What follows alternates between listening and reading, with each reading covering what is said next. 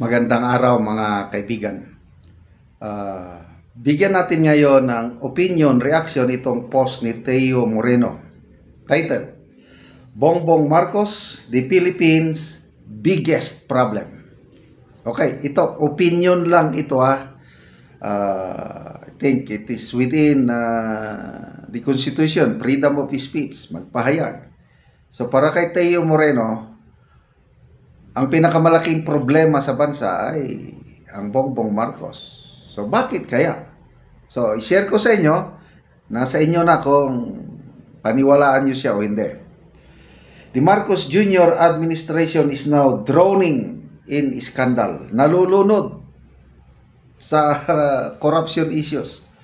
This time, over billions of pesos wasted on anomalous flood control projects. So to me, this is true. Grabe, ngayon lang ito nangyari. Previous administration, kung mayroon mang corruption, hindi ganito katindi. To save face, Malacanang has launched the Sumbong sa Pangulo website, a platform where citizens can supposedly report irregularities and monitor flood control projects. At first glance, this seems like a step in the right direction. But let's be real. This is damage control, not accountability. Okay, ako, personally, maganda itong sumbong sa Pangulo. Kaya lang, bakit ngayon pa?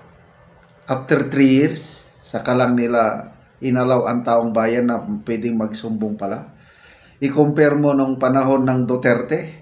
Pag upo pa lang ni Tatay Digong natin, pwede na 8888. So, yun pa lang, takot na ang mga mangungurakutay, kaya pwede silang isumbong ng taong bayan. Dahil tapos, nag-create ng Presidential Anti-Corruption Commission. May nakatutok na mag-imbestiga. Kaya mayroon ng safeguard. Itong administrasyong ito, kabaliktaran. Unang executive order ng Malacanang, dinisolve ang PACC. Ano ba yan? O ngayon, alanganin na sila. Ang taong bayan, galit na sa korupsyon. Saka lang nila. So, to me, better late than never. Save face. O, bahala na kayo kung para hindi na bubulusok ang kanilang sana may mangyaring maganda. Okay. Let us check the numbers. Flood control budgets. 185 billion allocated in 2023. Ito palang mga figures na ito nakuha ni Teo Moreno sa available data publicly. 215 billion for 2024. Over 500 billion in projects since 2022 with 71.7 billion cut for 2026 amid public outreach. Okay. Senate Blue Ribbon Report, 100 billion cornered by just 15 favored contractors. Actual project value only 30 to 40% of funds released. Ito na, confidential funds. Bakit hindi alam ng Pangulo na niluloko lang tayo? Ang laki ng kanyang intelligence confidential funds. 2022, 9.34 billion with 4.5 billion controlled by the Office of the President. 2023, 10 billion for the first time. 4.56 billion went to the Office of the President. 2024, 12.38 billion and 2025, 10.28 billion. Basta, bilyones ang confidential and intelligence funds.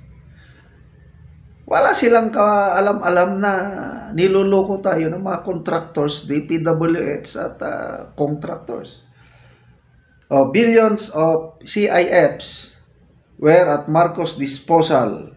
Money meant for surveillance and intelligence which could have easily flagged corruption in flood projects. But for 3 straight years, he did nothing. Yan na, yung Anti-Corruption Commission, inabolish niya. From 2022 to 2025, BBM approved every General Appropriations Act that funneled bloated budgets into flood control. As Commander-in-Chief and Head of Government, he had the authority, the chain of command and intelligence fund to stop these anomalies. If corruption thrived, it's because he allowed it. If he was misinformed, that's incompetence. Kasi inamin niya na niloloko lang siya sa mga report eh. So, mahina, incompetence. If he knowingly used false figures, that's deliberate misinformation, fake news from the president himself. Correct. Ipinagmayabang niya last year na SONA, 5,500 flood control projects natapos na. O pinalakpakan. O ngayon, pinak-check siya ng Bagyo Katrina. Kaya, yun, napahiya sila hanggang ngayon. So, misinformation yun. Naniniwala siya sa mga report. Ngayon lang yan na-realize na kalukuhan pala. Palpak, guni-guni, sabi niya. Okay. Ano pa? And now, after public outrage, he hides behind sumbong sa Pangulo. A shallow attempt to shift blame from while pretending to listen. Floodwaters continue to drown Filipino communities, but the bigger flood is corruption enabled by the highest office of the land. Contractors may be corrupt, the PWHs may be complicit, but ultimately the buck stops with Ferdinand Marcos Jr. Therefore, conclusion, the Philippines' biggest problem is not just the contractors, the lawmakers na pinaghinalaan na nasa likod ng mga ito. The biggest problem is Bongbong Marcos himself. Yun po ang opinion. Sabi ni Teo Moreno, sabi niya, the figures in this opinion article are drawn from publicly available sources, which I will attach in the comments. If you find this offensive, you are free to stop reading. Magbasa tayo sa mga comments. Bruce Hutton, you can run from the truth. You can deny and avoid the truth, but you cannot destroy the truth. Nor can you make the lie true. Ito, may nag-ano. The Philippines is not poor. It is plundered. Agree. Ano pa? Eds Oleg, if so, then we'll watch next flooding if there's any developments. So, exactly, sabi ni Belia Canada, those should be prevented if only he is smart enough to stop it at first. He allowed, then now here comes the drama.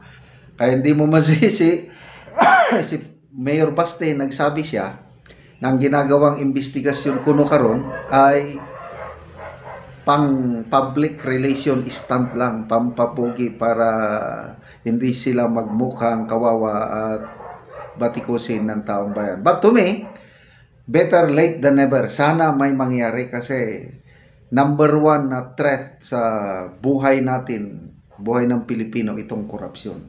Sana may magagawa pa. Sana mag-designate na ng Pangulo ng matigas na leader para mag-investigate itong korupsyon nangyari. As of now, wala pang klaro ano ang gagawin. Paano mo makasuhan ang mga tiwaling opisyal sa gobyerno, mga contractors, kung walang investigasyon na matino? So sana si General Torre ang i-assign na mag-imbestiga yun. Makakatulong siya dahil kakalat ka rin niya yung mga ano. So, good luck sa investigasyon na ito. Okay, salamat mga kaibigan sa inyong pagsubaybay sa ating channel.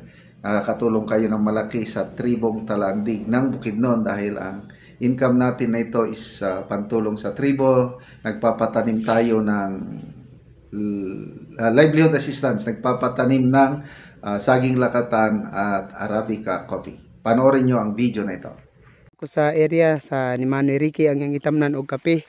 So gitabangan siya ni Manoy Boy sa pag-abono og mag-spray.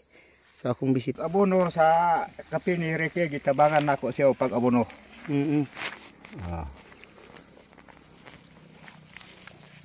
So muna niyang itsura sa kape ni Manoy Ricky nga isa pa kabulan karong adlaw. Tagtunga-tunga sa kutsara so duha ka bangag. Naa sa ibabaw ang bangag. So isa pa siya kabulan maayo na ang tubo.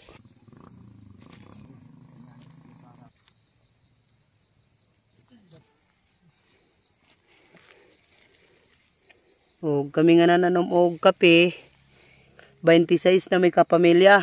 O ang among tanom nga kape 12,105 na kasidling. So tag 25 pesos ang kada usa. Dako-dako na gid ang among napalit sa kape. Karon nindot na gid kayo ang tubo sa among mga kape.